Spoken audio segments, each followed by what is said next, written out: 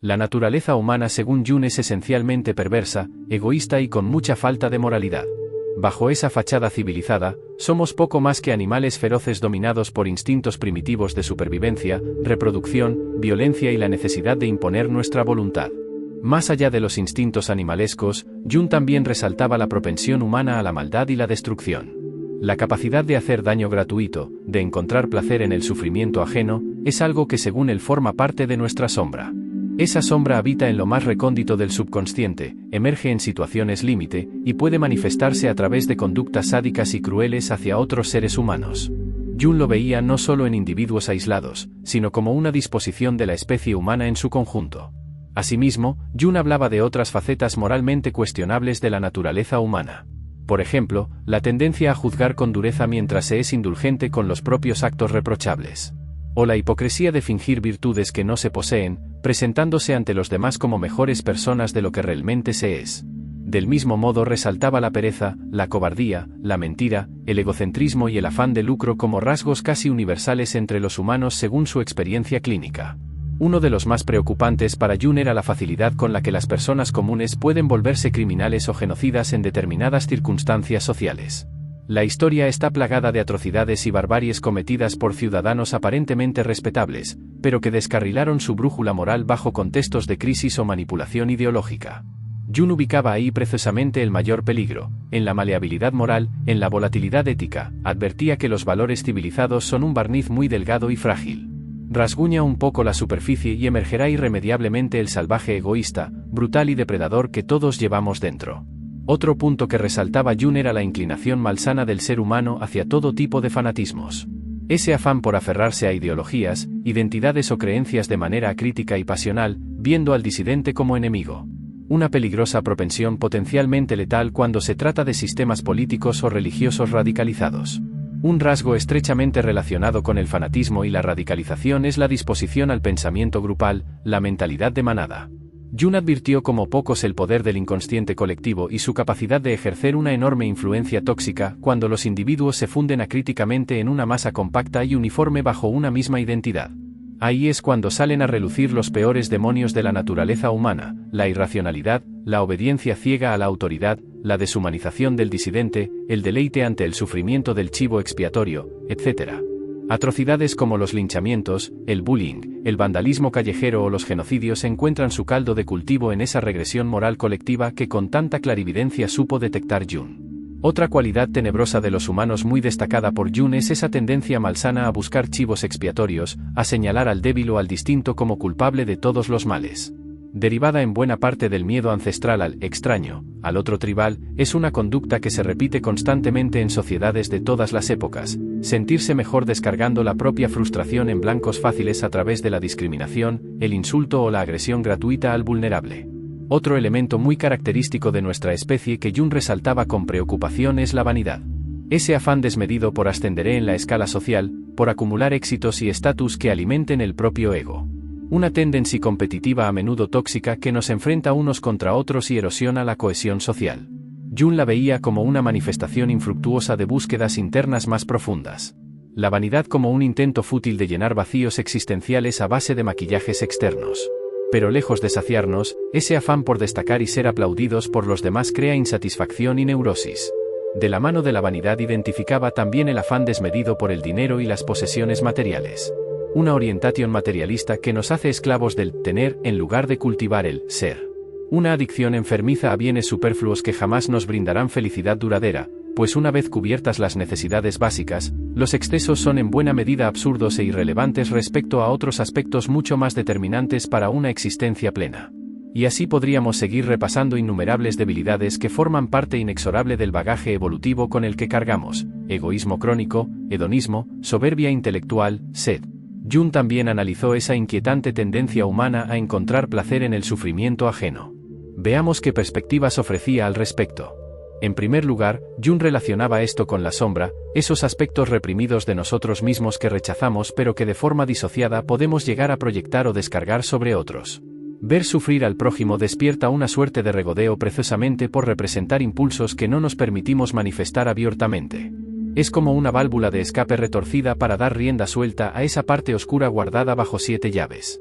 Nos complace y relaja presenciar en otros esas pulsiones autodestructivas, crueles o vengativas que tuvimos que cortar de cuajo según las normas sociales. Se produce una identificación mórbida donde el sufrimiento ajeno sirve de espejo.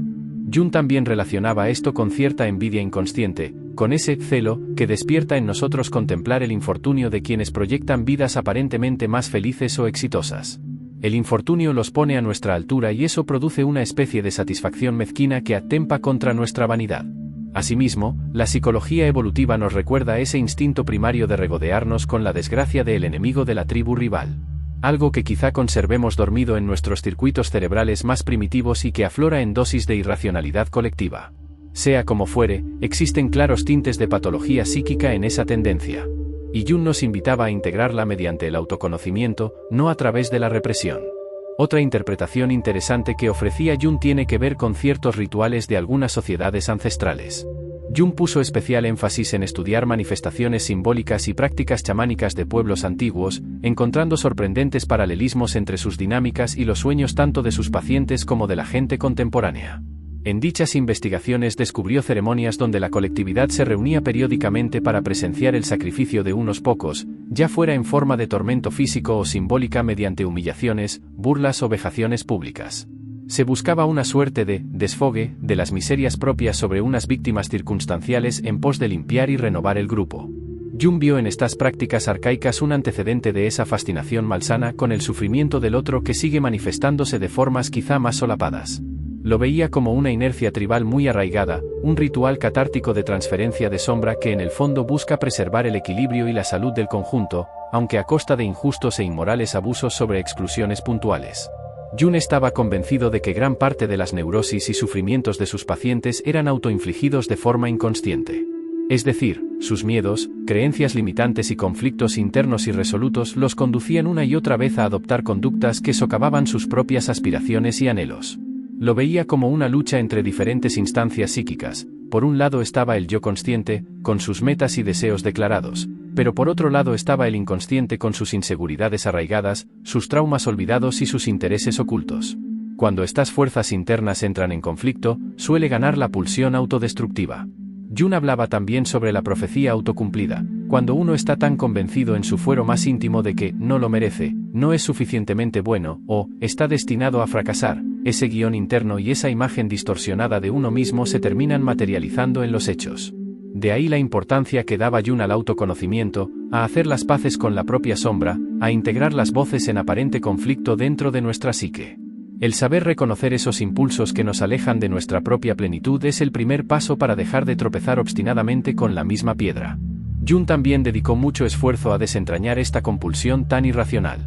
Observó cómo a menudo las personas se ven atrapadas en dinámicas tóxicas una y otra vez, relaciones de pareja que les hacen sufrir, adicciones que les arruinan la salud, conductas temerarias que los conducen al desastre, etc. ¿Por qué esta insistencia en el error? ¿Por qué tanta atracción por lo nocivo? Para Jung, en el fondo responde a viejos patrones psicológicos que se resisten a ser superados. Heridas emotivas de la infancia que el inconsciente intenta reiteradamente resolver o reparar, aunque sea de forma equivocada. Traumas reprimidos que empujan compulsivamente a recrear las mismas situaciones buscando un final alternativo. También hacía referencia a lo que llamó el complejo de Thanatos, es decir, la pulsión freudiana de muerte entendida como búsqueda inconsciente de aniquilación. Ese camino trágico pero fascinante que conduce a los abismos como forma extrema de conocimiento, evolución o liberación. Jung relacionaba también este fenómeno con fuerzas arquetípicas inmemoriales dentro del inconsciente colectivo.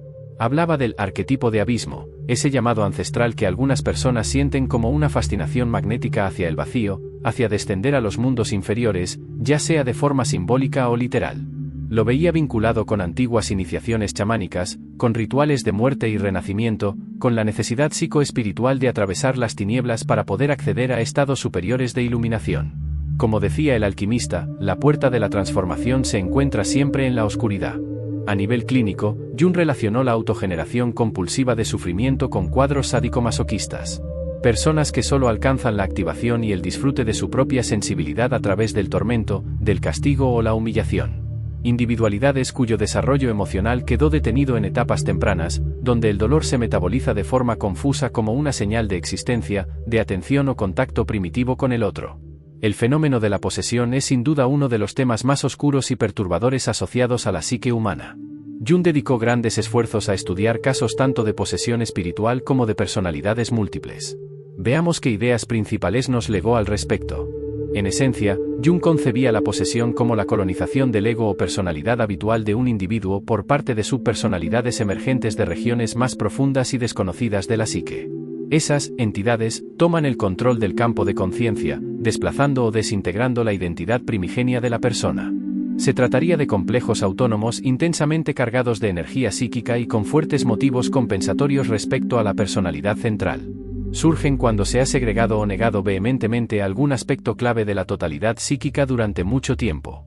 Jung las comparaba con la irrupción masiva de lo reprimido rompiendo las compuertas tras un periodo de forzada clandestinidad. También las relacionaba con la intromisión de fuerzas arquetípicas muy antiguas y poderosas ante las cuales el ego queda indefenso, desbordado, invadido por energías titánicas que lo zarandean a su antojo. Uno de los aspectos más desconcertantes para Jung era la adopción de personalidades absolutamente opuestas en cuanto a género, edad, actitudes y creencias respecto a la identidad habitual del individuo. Jung documentó casos de mujeres devotas que de pronto evidenciaban rasgos psicológicos de hombre cascarrabias y viceversa. Esto le llevó a contemplar la existencia de lo que llamó anima y animes. Es decir, la contraparte femenina que todo hombre alberga en su inconsciente, y viceversa la contraparte masculina inherente al inconsciente femenino. Cuando estos arquetipos contrasexuales irrumpen pisoteando al ego, se generan las posesiones transgenéricas que tanto intrigaron a Jung. Otro elemento desconcertante eran los episodios de glesalalie, es decir, el don de lenguas asociado a menudo con posesiones en ritos espiritistas o pentecostales. Jung estudió en profundidad estos casos donde personas sin formación lingüística alguna eran capaces de hablar fluidamente en idiomas desconocidos totalmente ajenos a ellos. Lo atribuía a la emergencia de subpersonalidades conectadas misteriosamente con ese vasto reservorio del inconsciente colectivo, con ese nivel profundo de la psique humana que trasciende lo individual y parece conservar huellas de todo el devenir histórico de la especie. Esos episodios extremos apuntaban para Jung a dimensiones de la mente apenas exploradas por la ciencia convencional.